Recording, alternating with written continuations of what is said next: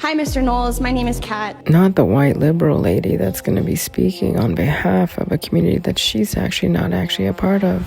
And I have a question, and before I state my question, I just want to honor that we are all standing on the land that belongs to the Ojibwe Anishinaabe people. Thank you for mentioning that. I meant to mention that at the beginning of my speech, but I'm glad that Dakota, you Northern Cheyenne, and they have been here for time immemorial, and so that leads into my question. So you make the statement that transgenderism must be eradicated from public life entirely, and so I'm gonna add the community that had been given a power of visibility, not abuse its power of visibility, and then be infiltrated by those that have just taken over the community and now has bastardized it to such a degree. There wouldn't be a statement like this. Ask you a question about that, but prior to that, I want to just state that for 5,000 years BC, Gala transcribed and androgynous trans priests of Sumerian goddesses have been around and noted. I'm sorry, but a trans priest of back then is starkly different than a transgender that identifies as trans today.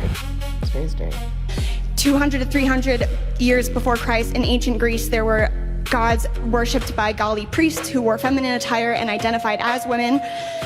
Since we are standing on Anishinaabe land, Turtle Island, which is the nation that we live under, has I don't live under Turtle Island. All right, well, maybe you should read a little more Indigenous knowledge books. And Indigenous communities have used two-spirit personas for the entirety of their culture, and so that leads me to my question. When you say that transgenderism must be eradicated from public life entirely, I ask you, Mr. Knowles, how can we eradicate something that has been here as long as humans have? Well, yeah, there have been all sorts of crazy, terrible ideas for a very long time, too.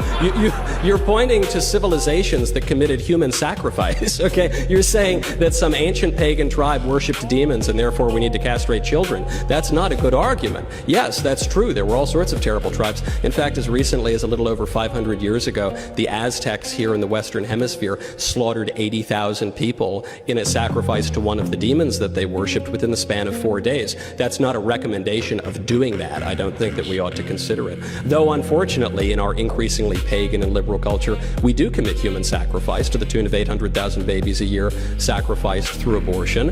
And it would make the Aztecs blush what we do. But that doesn't make it the right thing. You refer to a notion that is increasingly popular on the left, which is the idea of the two-spirit among various indigenous tribes. Which, mind you, wasn't coined until the 1990s. The two-spirited being coined in the 1990s was really in the sense that it became culturally appropriated to only Native Americans embodying this 2S alleged sort of acronym thing. So it's like you have to be Native American in order to be trans according to this cultural appropriation sort of clause.